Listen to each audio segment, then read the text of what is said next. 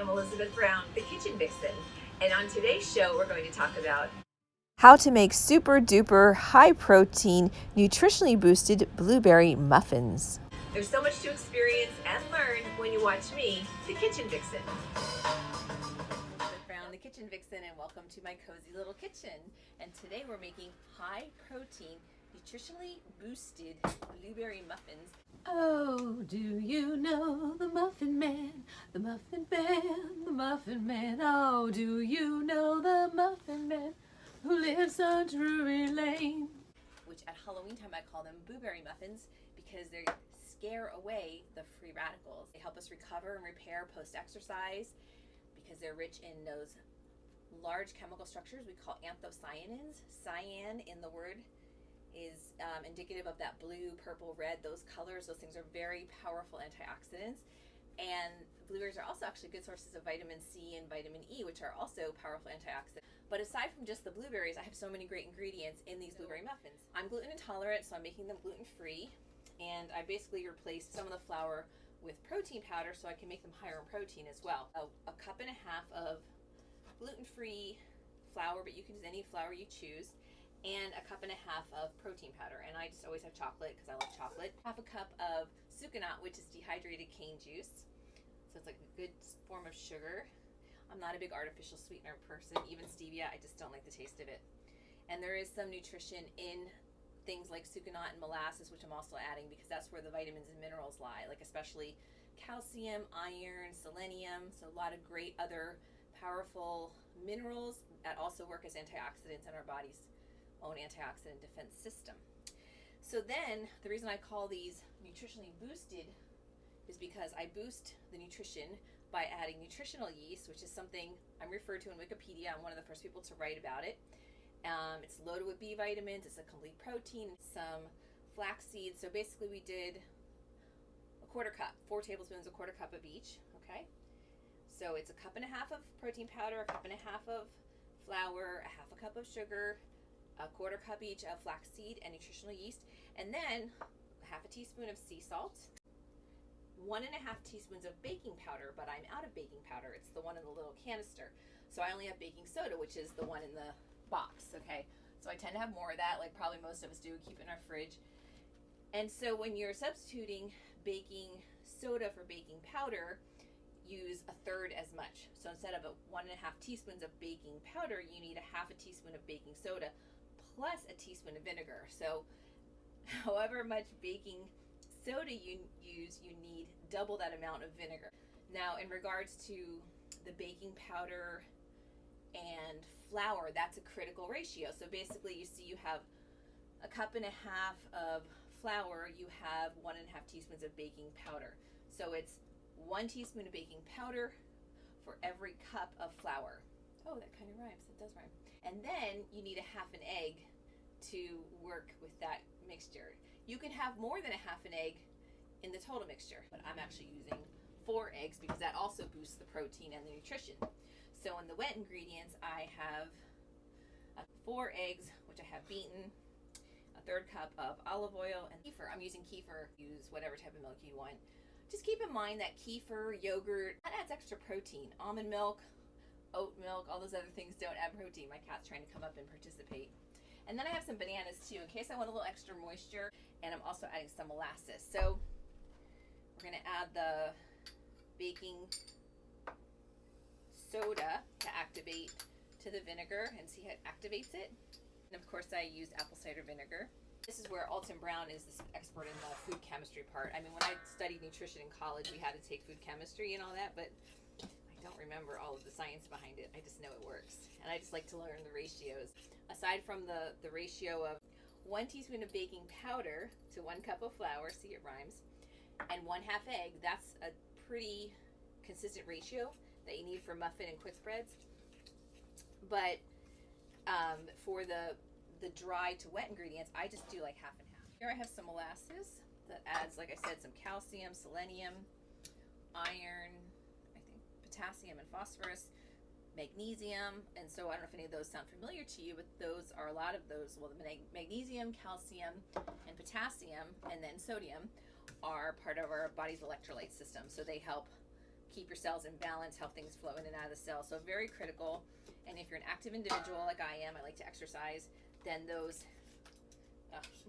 minerals are so important to replenish on a daily basis, because you go through more of them when you're active. I'm using olive oil. You can use any kind of oil you want. I just always use olive oil or butter. So then I oiled my muffin tins, so I'm going to put the batter in the tins and set my timer for 30 minutes. That was good. I can't redo this. I don't have any more muffin ingredients. So we have a very moist batter. Hello, Axel, are you coming to check this out? See, now I'm very much an improvisational baker. Even though all this sounds really precise, I made this stuff up by just using whatever I have on hand. But because I knew there were certain ratios that had to be met, there were some calculations I had to do ahead of time. Okay, and I'll make it easier.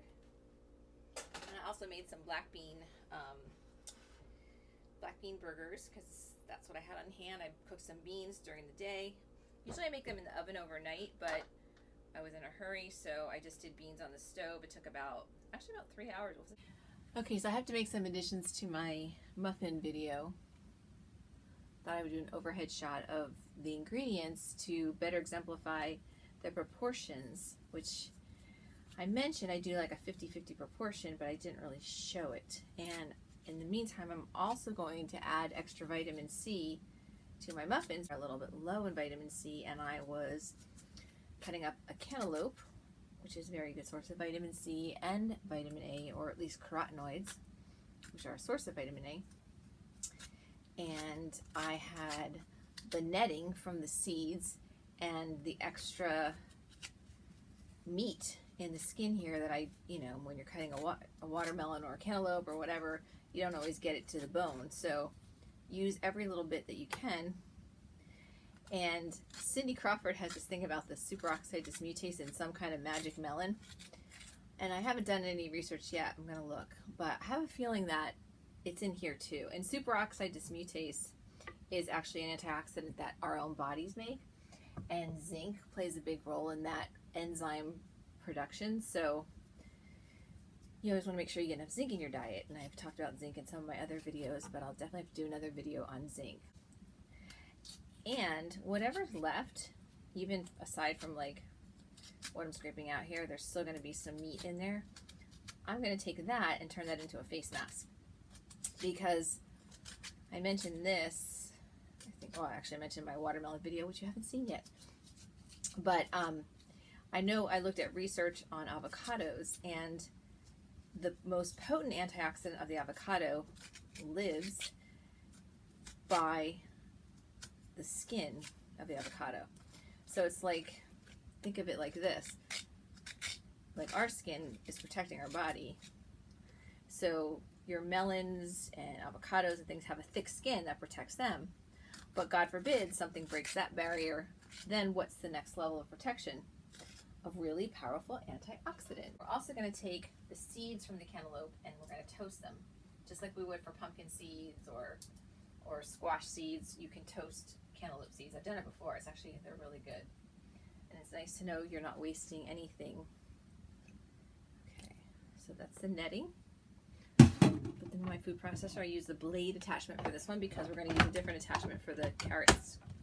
I also told my friends who liked my videos that I would try and showcase my shoes a little more, so I'm wearing Giuseppe Zanotti's.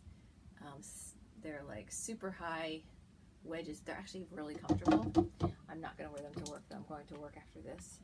In case you don't know, if you haven't had a food processor yet, this is an attachment for shredding. You know, like we do, I guess. Who shreds? Oh, surfers shred. This is a different kind of shred. Skateboarder shred, right? I need some carrots. Watch out, child, I gotta get in the fridge. Excuse me? My cat's like climbing the fridge. I need some carrots. Another thing I'm gonna do, something I've talked about briefly in one of my videos, was using everything, like using scraps for making broth. I actually have some like leftover tea here. I use my tea bags like an older person, like until there's no color left. But I'm going to incorporate these carrot shreds, the peels, into my broth. So I put those in the freezer for another time. Just see the mix of variety of fruits and vegetables I have for my broth. I just don't believe in wasting anything. Actually, all my clothing, even my shoes, I think, are secondhand. No, my shoes are not, but they got them on sale for sure. My top, my belt, and my jeans, all from Linda Stuff on eBay. It's my favorite store.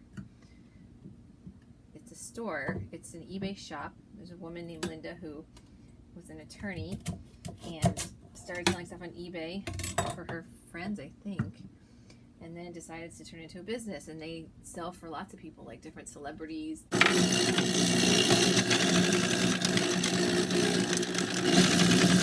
Remember, I also wanted to shred some carrots to add to my salad for lunch today. So for my recipe, it's always about like double duty. You always want to multi-purpose. I just wanted to show you the proportions of items I usually put together. It's like a 50-50 ratio. I only had 1 cup of gluten-free flour left, and I have 1 cup of protein powder, so that's 2 cups. And then I have a 1/4 cup of nutritional yeast and a 1/4 cup of flaxseed, because I know the nutrition that adds. So that's 2.5 cups. I have 1/2 cup of sugar. I try to match the liquid to the dry ingredients, and so I have 4 eggs. That's 1 cup. I have about 1 cup of yogurt, so that's 2 cups. I have olive oil and molasses. I'm not going to count those, but I'm going to count the bananas. It's actually 2 cups. So I have more liquid than I have dry ingredients, plus I have add-ons. The point is that it's going to work out because the oven is going to dry out whatever you throw together. The most important ratio that you need to be aware of is for every cup of flour, you need at least 1/2 of an egg. It's just, I want you to know that proportion, but you can have more than that. So if you have 1 egg, that's fine. It's just that if you want to save your eggs for other things, just know that you only need 1/2 of an egg for your cup of flour. And then you need 1 teaspoon of baking powder. But I still didn't restock my baking powder. I had baking soda. So I just went with 1/2 teaspoon of baking soda and a teaspoon of vinegar, and they react together to help leaven the product, the final product. So it seems odd that there's only a little bit of flour in all this mixture, and I'm still going to make these really good muffins that will now have 83% of your daily value for selenium, 21% of your daily value for vitamin C, and I think 45% for vitamin A. It might be more because of the shredded carrots, the cantaloupe, and the Brazil nuts I'm adding. I'm also adding chocolate because chocolate makes everything taste better. And then the blueberries, and the blueberries are an actual add-on as well. And these were blueberries that somebody was going to throw away. They had sitting in their fridge, and I'm like, I'll just freeze those and add them to my blueberry muffins. And the same with the bananas. They were something that were going to be tossed. The person that froze them for me, though, did freeze them with the skin on. It still works. Ideally, you want to take the skin off and then freeze them in foil or a baggie or whatever. It's easier to use them, but I just stuck them in the oven in the skin and let them thaw a little, peeled the skin off, let them thaw a little more, and now I have this nice little banana mush that will also flavor my muffins. So basically you just toss all your dry ingredients in one bowl and your wet ingredients in another bowl, and then you mix them together.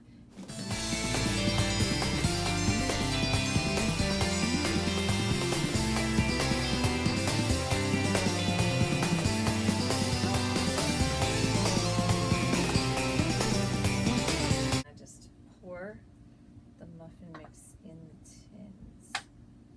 Yeah, it's sticky and a little messy.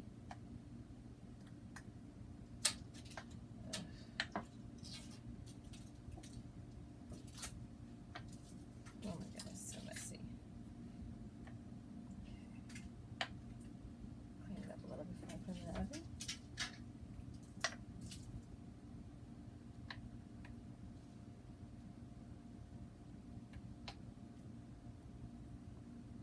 So I don't care if it's a little messy, it's going in for 20 minutes. Toasted cantaloupe seeds, yummy. Yes, I know the Muffin Man who dwells in Drury Lane. He's never in a hurry, never has a worry bringing joy to everyone. Then he knows his work is done. Okay, so I gotta jet to work, but I just wanted to show you my muffin. It is a mess, and I just want you to know because of all the extra moisture from the cantaloupe and probably mostly the cantaloupe, and well, there was a lot of bananas. So I did have to bake them longer, probably twice as long, I think. Put them in the oven, and you have to poke them in the center with a fork, with a knife.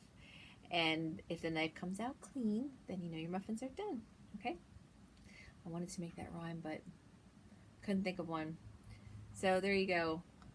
Lots of different sizes, and I can take some to work with me and share with my coworkers. It came out perfect. They rose perfectly, so I didn't mess up even though they were super moist. Now they are high in protein, so they won't taste probably as sweet and delicious as your regular muffins you'd get at a bakery, but mine are way more nutritious.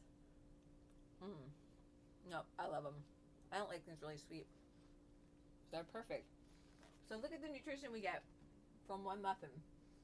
253 calories, 15 grams of protein, 28 grams of carbs, 9 grams of fat, omega-3 fats. I forgot to mention, that's why I added the flaxseed. So like 430 milligrams of omega-3 fats, and the ratio of omega-6 to omega-3 is 2 to 1, and that's what we want. Like the lower the ratio, the better. It should be 4 or less. So these are off the chart. That means they're very anti-inflammatory, so that's what we want. Okay, this is about post-exercise recovery, or giving us a good snack that help us fuel our day, you know, if we're working, and we won't get like brain fog because we're getting some good fats and some little bit of fiber and lots of good protein to rebuild muscles, carbs to restore glycogen after we exercise. I added the nutritional yeast. We get the 100% of your thiamine, riboflavin, niacin, B6. Those are B vitamins that we also burn throughout the day. That's why I'm a fan of nutritional yeast, because you can replenish those B vitamins that you just need constantly, especially when you're stressed. You might go through more B6. If you're a vegan or vegetarian, you're going to be low in B12, so we get 25% from vitamin C, at least 60 milligrams of eating oranges, kiwis, strawberries. We'll talk about vitamin C rich foods another time. 65% for vitamin E. That's thanks to the olive oil, the eggs, and the blueberries. 26% for calcium, so that's pretty good. And it could be partly because of the kefir. And 11% for iron, again, a mineral that most women need to be watching, especially if you're not a big meat eater. Everything in this one little muffin. You should know the Muffin Man, the Muffin Man, the Muffin Man. You should know the Muffin Man who dwells in Drury Lane. Thank you for joining me, Elizabeth Brown, the Kitchen Vixen, on a food sciencey, fun cooking, life hacking journey. The Kitchen Vixen is out to save the world, one energy-enhancing, disease-fighting recipe at a time. She's a superhero of sorts, and not the other kind of vixen.